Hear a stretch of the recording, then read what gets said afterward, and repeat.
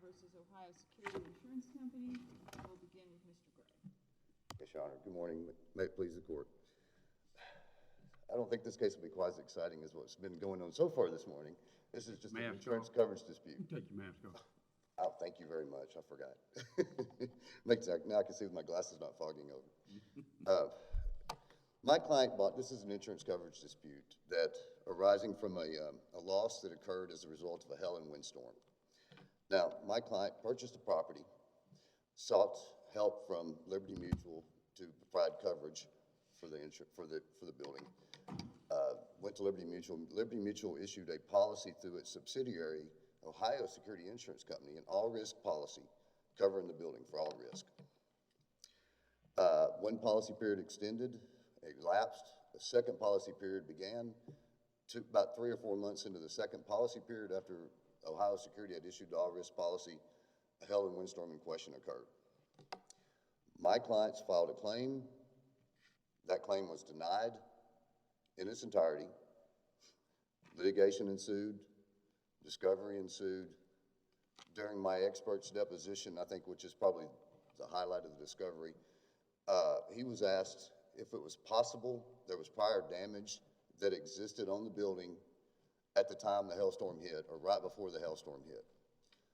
My expert, answering honestly as anybody would have had to, said it was possible. Not likely, not probable, answered it was possible that there was damage on the roof at the time the hailstorm hit. The defendants then, based on this, largely on this testimony, moved for a summary judgment, saying that the plaintiffs could not then segregate out the damages from the non-covered and the covered losses. Because my expert also testified in that deposition when asked if he could segregate out the damages that possibly existed on that roof at the time from the damages that did occur. The expert testified he didn't know if he could or not. Now, you know, your expert's report was very short on analysis of why he thought the sole cause of the roof damage was that June 18 hailstorm. He just made a conclusion without really explaining why as compared to some of the other reports that were filed. Well, I think one thing is to point out that the other reports only came to the conclusion that there was no hail damage from the, there was a big dispute over whether hail occurred during that time period or not, on that date. It was denied by the insurance company rules, I guess, Your Honors, because no hail occurred. It wasn't until later that this damage from hailstorm 6 or 7 years came up.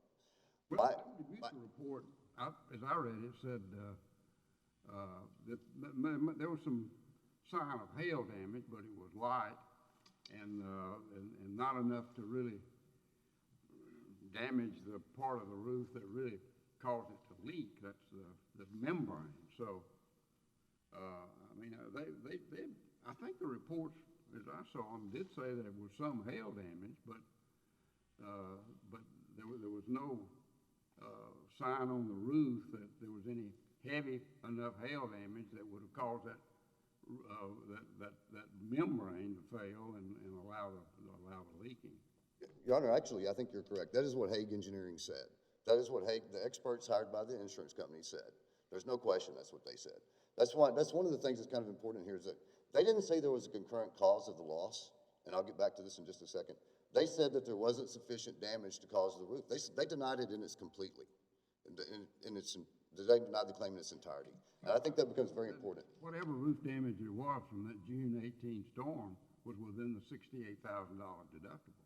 Well, yes, Your Honor, that's what they did say. Because there was some damage to the HVAC systems that were on the roof.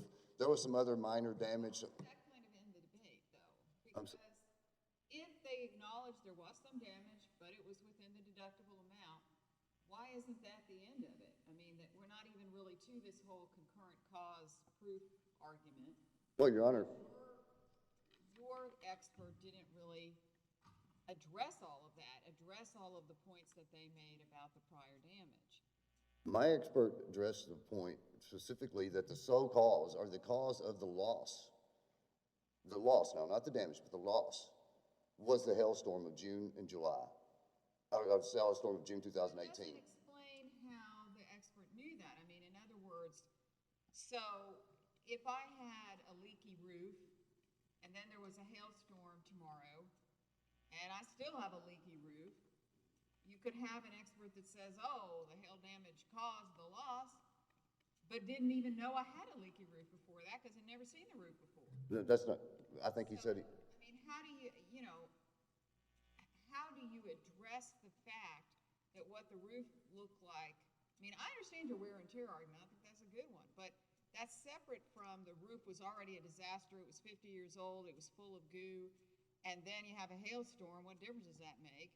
And then you just have an expert that goes, I say it was the cause, period. Why isn't that just a conclusory statement? Your Honor, because his report, his expert testimony was that he did examine the meteorological reports. He did inspect the premises 3 times. He did come out. He did participate in the Hague samples. He did all that.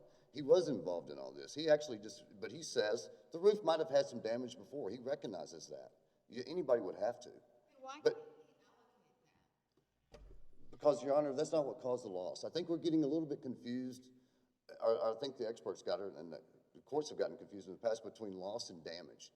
Just because there's damage to a roof doesn't mean that there's actually a loss. For example, there's a cosmetic damage exclusion in this policy.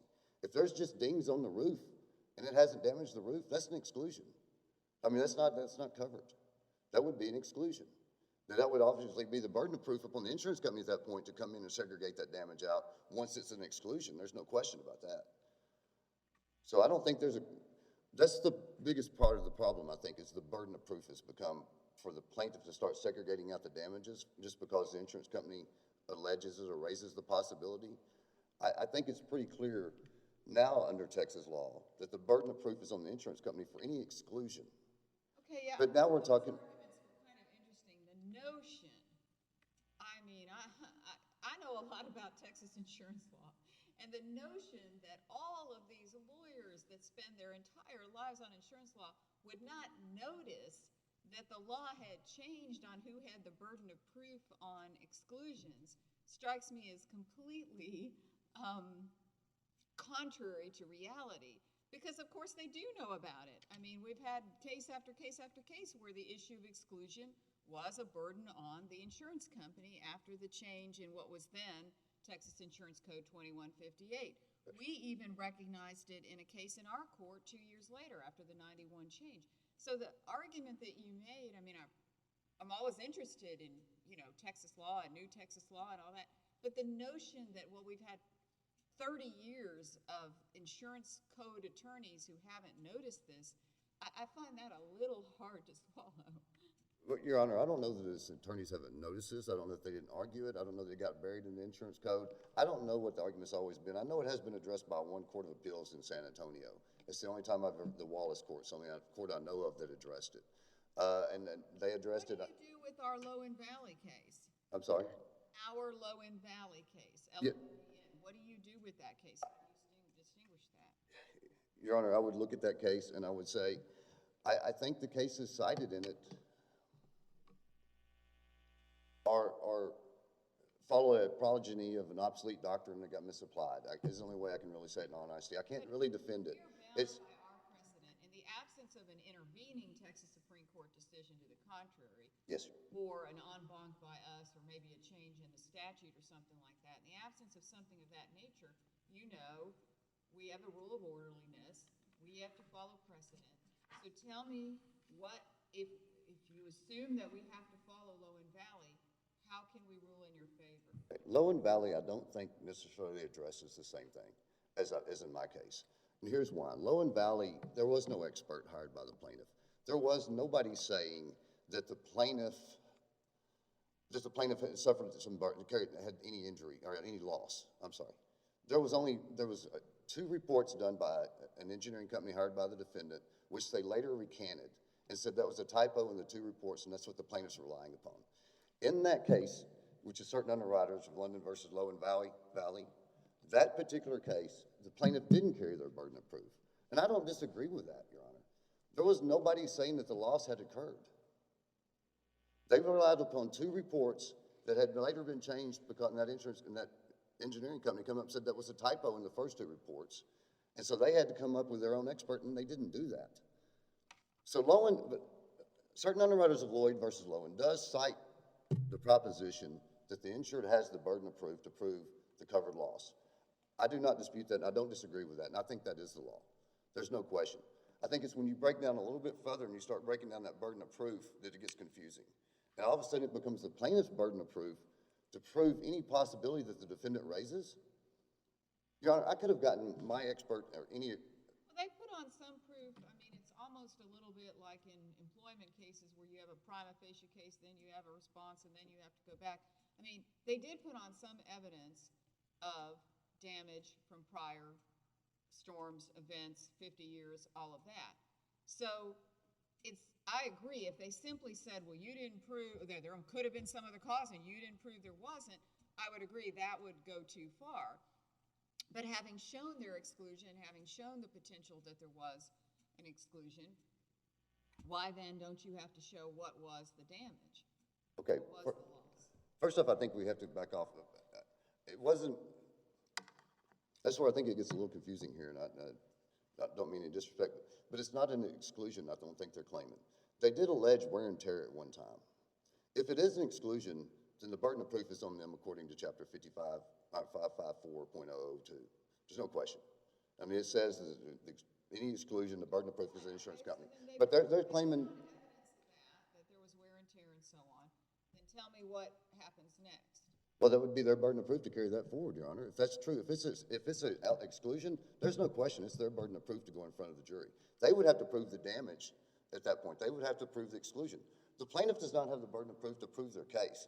Nowhere under the case law has it ever been where the plaintiff has to prove the defendant's case. Do you agree that the concurrent causation notion is not a matter of exclusions? It's a matter of proving cause of your loss? Yes, Your Honor. Okay. That's correct. And so given that, why do we even care about what was then 2158 and is now 554? Because the way the summary judgment was granted below, in the trial court below, the court granted summary judgment for us failing to allocate our damages, or segregate out the damages from the covered and non-covered losses.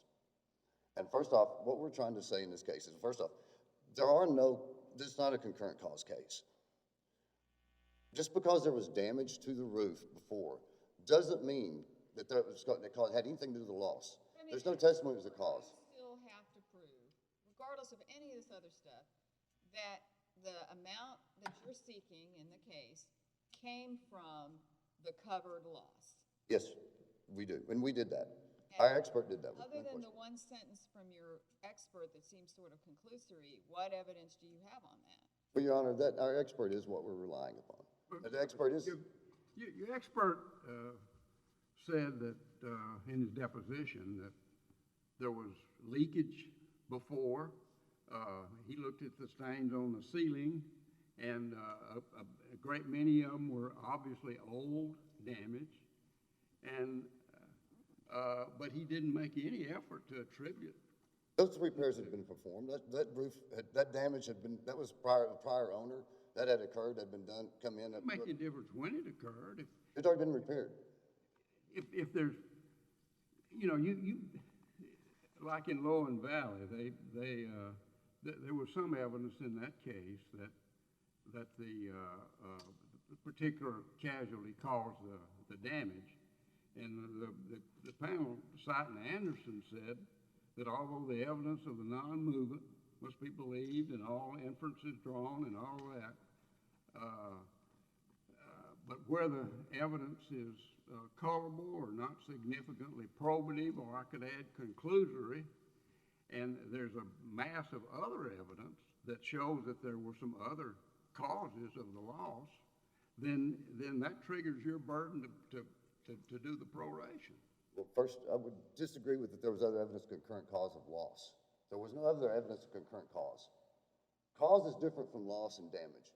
Now, whether we say that just because if they raise the issue of other prior damage in the, that occurred before they ever insured it. If your expert had some explanation, or if it, but when he just has one sentence saying this was the sole cause of the loss, and he admits in his deposition that it was leaking before, there was other damage to the roof, it was obvious from the ceiling, and then you bring in all these other reports that are very detailed They took portions of the roof and examined them in the lab. I mean, why doesn't that trigger your duty in proving your damages to show the proration? Your Honor, may I answer? Your Honor, I think that's all good points for a trial, and I think the defendant would definitely be able to argue all those things at trial. But to put the burden of proof on the plaintiff to allocate a damage and approve the defendant's case is just not the law, and it shouldn't be the law if it is. It shouldn't be the law. I mean, I'm sorry, I hope I answered your question. Well, you've saved time for rebuttal, so we look forward to that. In the meantime, we need to hear from Mr. Tillman. Thank you.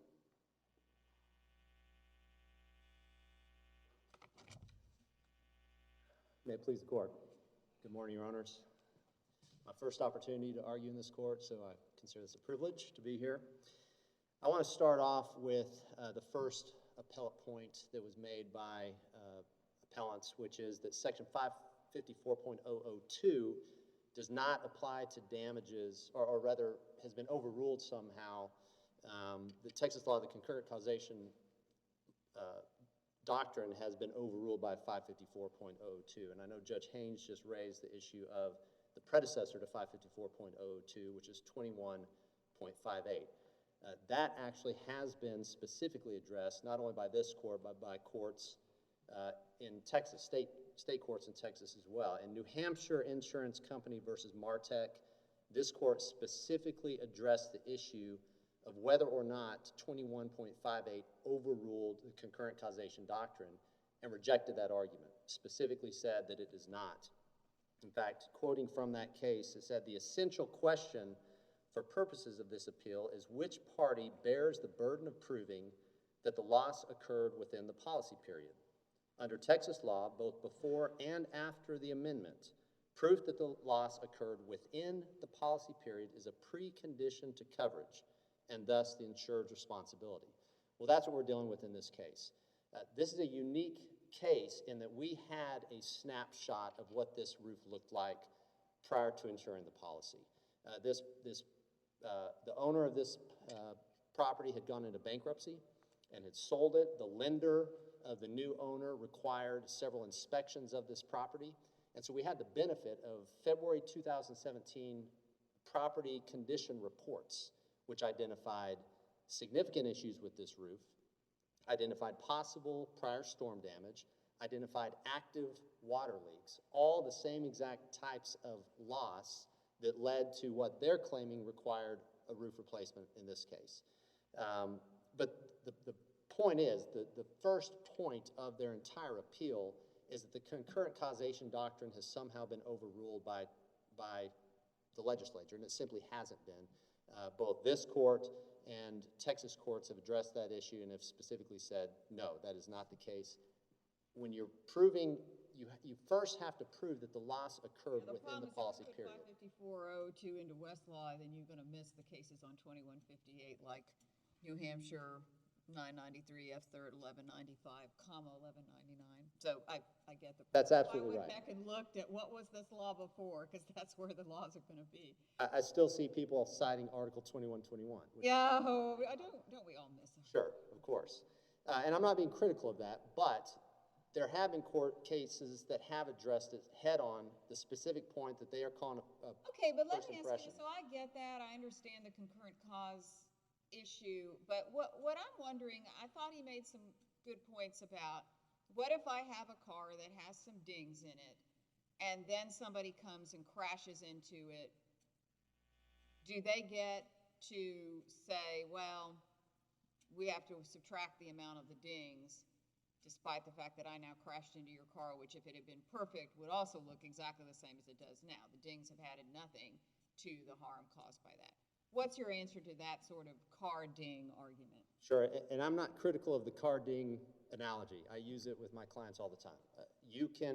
I drive a pickup that had a dent in it before I just renewed my policy, and I don't expect my insurance carrier to pay for that old dent. I do expect my insurance carrier to pay for any new damage that occurs. The problem I see with his analogy with this roof is he pictures what appears to be a relatively nice new car with one little scratch on the fender. The fender then gets bashed in, knocks the wheel off, and he's saying the insurance company shouldn't be able to avoid that damage. Well, two things. Number one, that little scratch shouldn't be too hard to allocate. You should be able to bring forth some kind of evidence if you needed to. I wouldn't allocate in that. That's an extreme example, obviously. I think a better analogy is the car we all see driving down the road where every panel on this car is a different color. This is an old car. It's seen a lot of time. This is a 1972 roof. It's seen a lot of damage. We know from reports that this roof has been repaired multiple times, that it had active leaks. Despite the fact that that old car with lots of damage on it is damaged, you can still insure that car. And if you get run into in your front right quarter panel, that front right quarter panel should be paid for. Now, what the insurance carrier doesn't owe for is the torn seats that were already there, the bashed-in bumper that had nothing to do with the accident.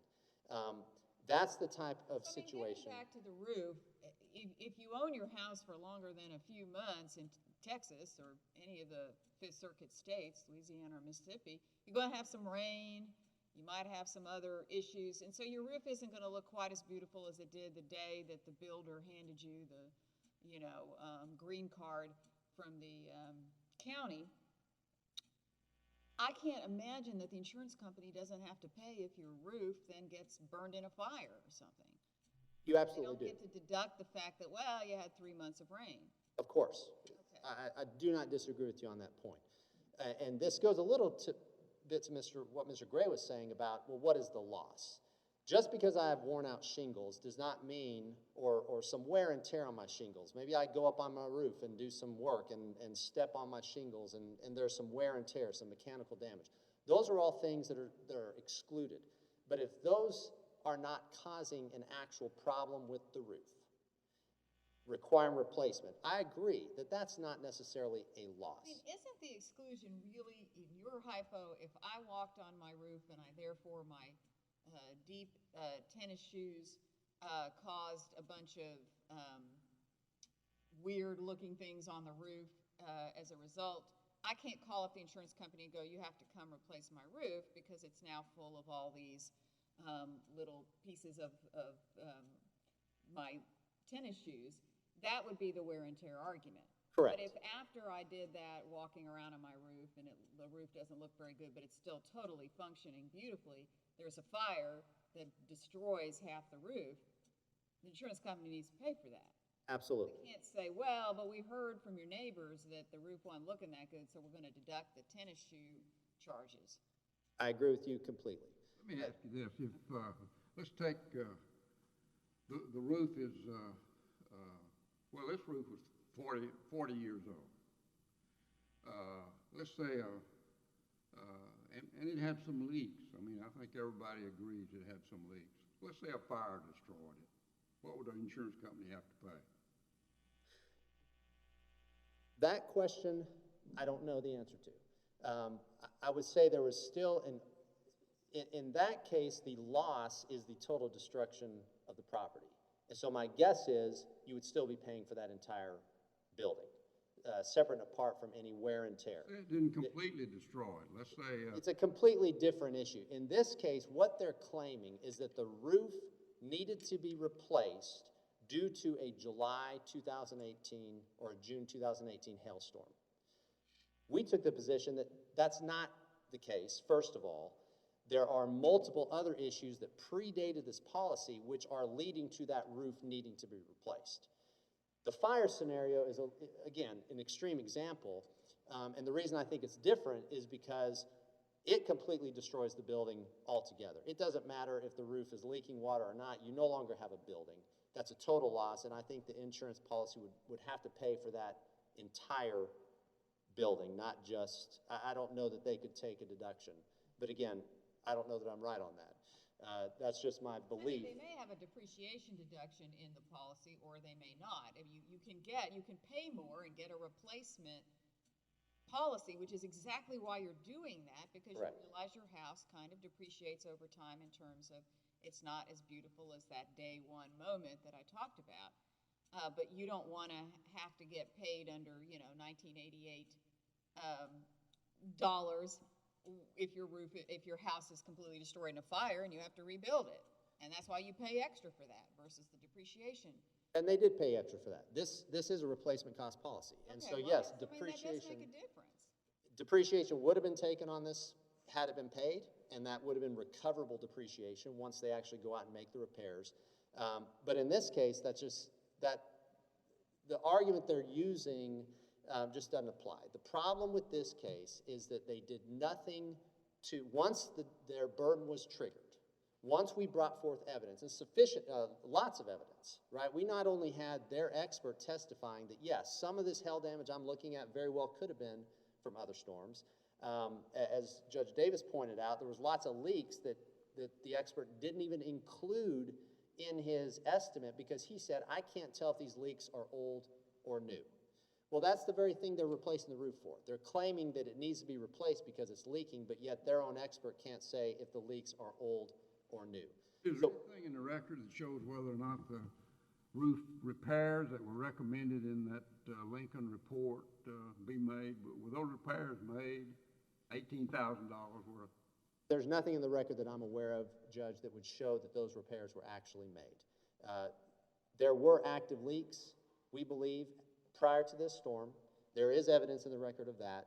Their own expert obviously did not believe all the repairs had been sufficiently made because he did not include damages from those active leaks. Is this really a concurrent cause case, or is this really a no-cause case? Well, for summary judgment purposes, it was a concurrent cause case. I mean, we took the position, we being Ohio Security, took the position that there was no covered damage. For purposes of summary judgment, however, obviously they disagree with that position. They took the position that all the damage was caused by the hailstorm.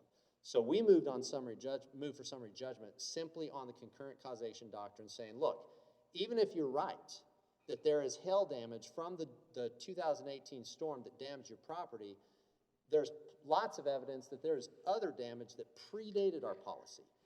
You, therefore, have the burden to segregate the damages. They did nothing to do so. They provided a conclusory affidavit. I mean, typically, so we had a lot of concurrent cause cases right after Hurricane Katrina because there you had policies that would insure something but not everything. So if they insured wind, which there was clearly a lot with Katrina, but excluded floods or didn't cover floods, well, guess what? The hurricane is not sitting around being all that distinguishable, and it does both. It floods you and it winds you. And so how would you prove that? That's a pure concurrent cause kind of case.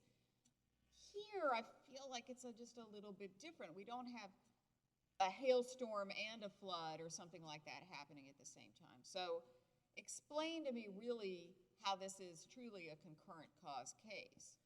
Well, most of the Katrina cases that you're dealing with, the policies actually had anti-concurrent causation provisions. And so in those cases, for example, wind is covered, flood is not. But they would also say something like, to the extent this loss is caused by flood, even in conjunction with a covered cause of loss, such as wind, the whole thing is excluded. And so the Katrina cases, typically there was no segregation because, frankly, segregation didn't matter. The anti-concurrent causation provision in those policies made segregation moot because if flood contributed at all, there's no coverage. This case is different. This case, to me, is on all fours with Hamilton Properties, which is also Judge Boyle, who wrote this summary judgment opinion, was also the district judge in Hamilton Properties. That was affirmed by this court.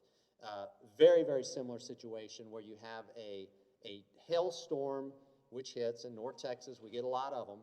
And there was evidence put on that there were multiple hailstorms that had, of more significant sized hail that had also hit this property prior to the policy incepting. Once they put that evidence on, Judge Boyle said, pursuant to the doctrine of concurrent causation, you must now segregate how much of the damage is from the old versus how much is from the new. That's what the burden was in this case. All they had to do, and they could say it's 100%. They just can't do so in a conclusory way. If you're going to say 100% of this loss is caused by the current storm, you've got to explain why that old damage was not part of it. Why can't we say that the expert opinion on their side at least raises a fact question for summary judgment. Well, we moved to strike his affidavit as a sham affidavit because it contradicts his deposition testimony.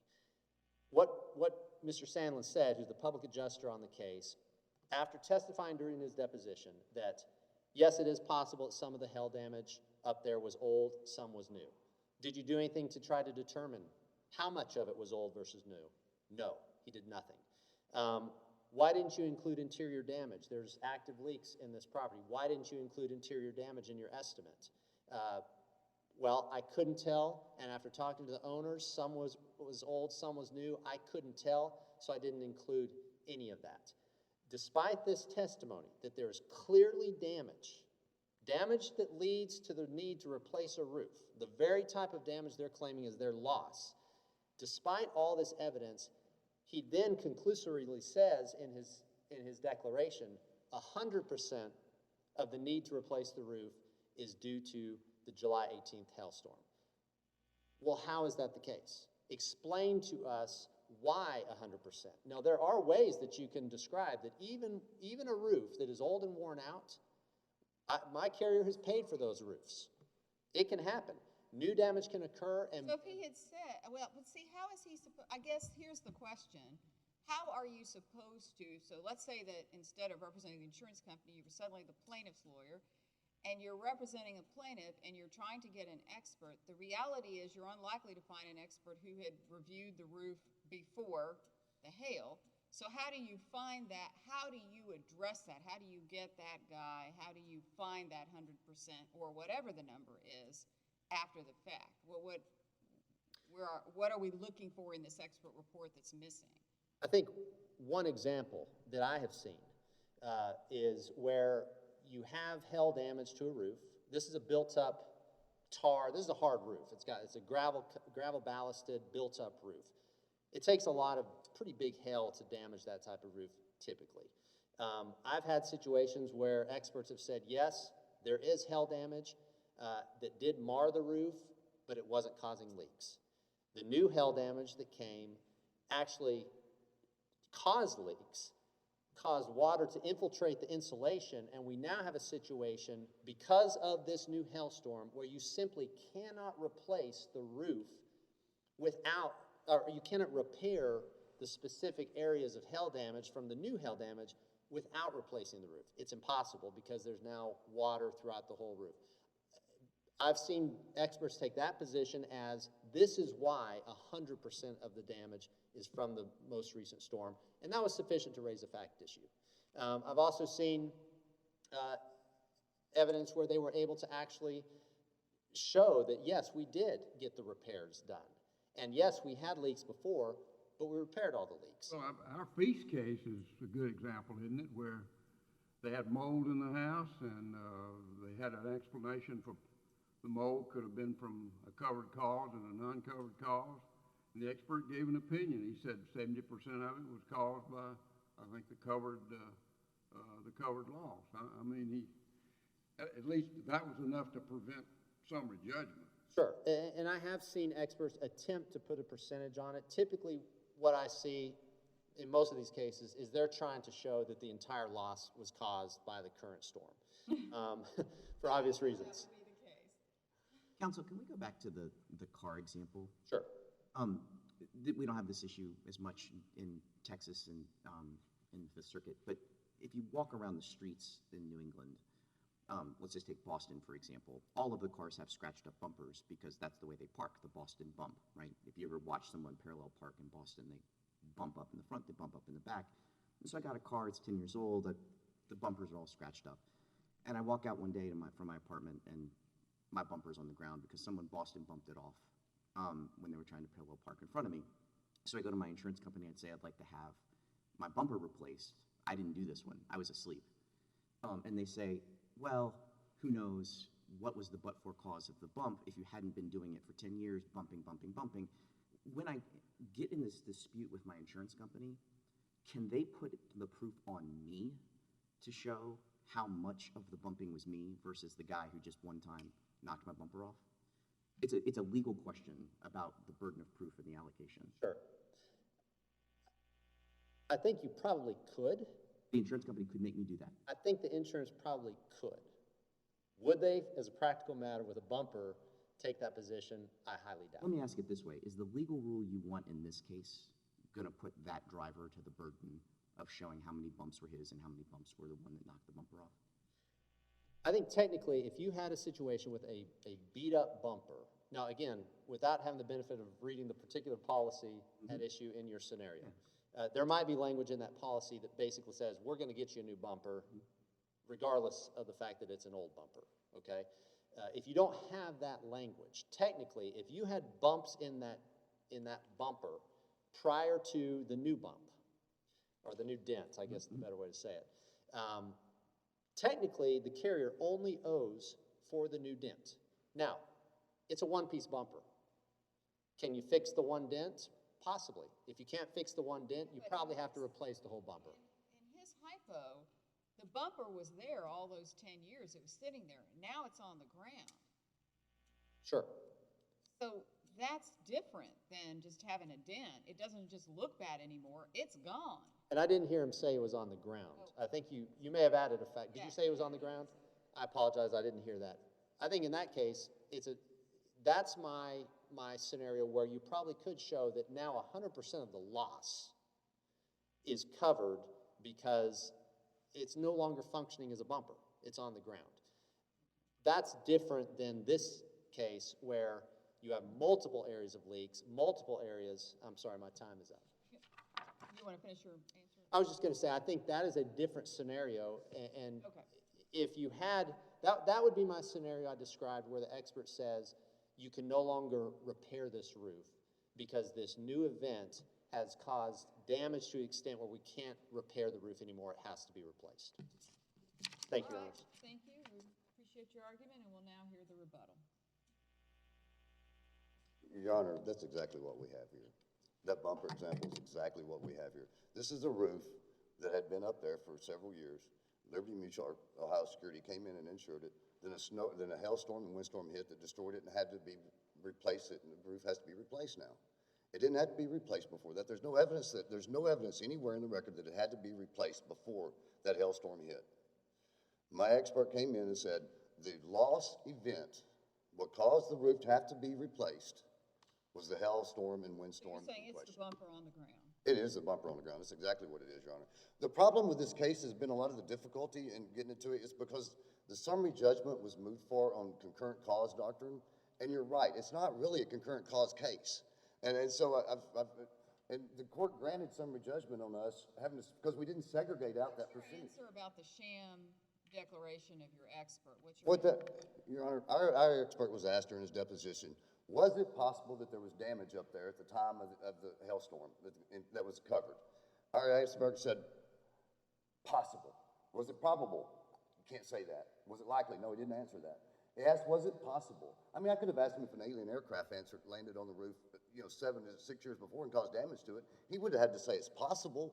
Now, my law partner's going to kill me for using that example because he told me not to. But yeah, I mean, an alien aircraft lands on that, on that roof and they come up and say, hey, an alien aircraft, was that possible that happened? My expert would have to say it's possible. Even the United States released footage of UFOs lately. I don't believe it's very likely, not probable, but possible. That's all my expert said. They never asked him what caused the loss in that deposition. That's why you don't see it in the record. That's why we submitted an affidavit afterwards saying, here's what caused the loss. It was the loss of the windstorm. That's what caused the roof to be replaced. It's not in... No, I mean, I understand that part, but why does he not explain how he reached his opinion? Your Honor, I think he did explain in his affidavit 3 times. Unfortunately, that's not what the court ruled, and that's not how this case played out.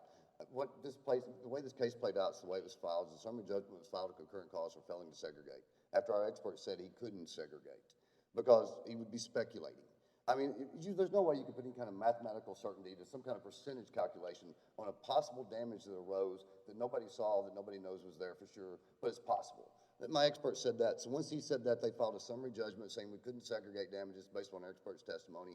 We filed an affidavit explaining why. what that meant. He didn't say it was obviously that damage existed or it was possible. He just said it was possible, but the loss was caused by this. He didn't go into his full report. He didn't go into everything. He never was asked about it in his deposition, and that's why it kind of played out this way. Obviously, that there was a motion to strike. It was not ruled upon. It was countered. It was done. Our expert. So it was not stricken, so you'd say that we should consider it? No, it wasn't stricken, and I don't think the court would have struck it either, because, I mean, in his response to the motion to strike, there was more evidence of what he'd done and what his involvement was. But that wasn't granted, and that's not what this case is ruling upon. What this case does, if this case stands the way it is, this case does put the burden of proof, as Judge Oldham had explained, on the person, on the insured, to say how much percentage of their bumper had been damaged, what that percentage would be. This case would put the percentage on everybody with a roof that existed for over a week in Texas to prove what the damage was before, because every roof, if every roof in Texas has damage, there's no way. If you leave it in that sun for a week, it's going to have some damage. It hails once or twice a year in Texas. It's probably got some cosmetic damage, got some things. All of a sudden, it's the plaintiff's burden of proof to prove, under this case, a percentage or an allocation, some way to segregate out something it doesn't even believe in. I mean, you're really asking experts to speculate and come up with a percentage that they don't even believe in, the plaintiff doesn't believe in. So, We're talking about the functional capability of the roof, not just some damage. I mean, we're talking about a roof that, what's the functional ability of that roof to withstand leakage damage? all the evidence was that it was functional at the time of the It hailstorm. was leaking. I'm sorry? It was leaking. It was leaking before the repairs. There's all kinds of, before the insurance company even insured it. They came in and insured this roof after all that.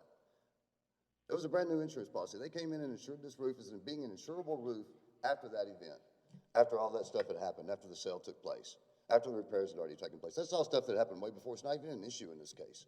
The only thing that's an issue in this case is our expert's testimony, the possible damage. And I'm sorry. Thank you, Your Honor, very much for your time.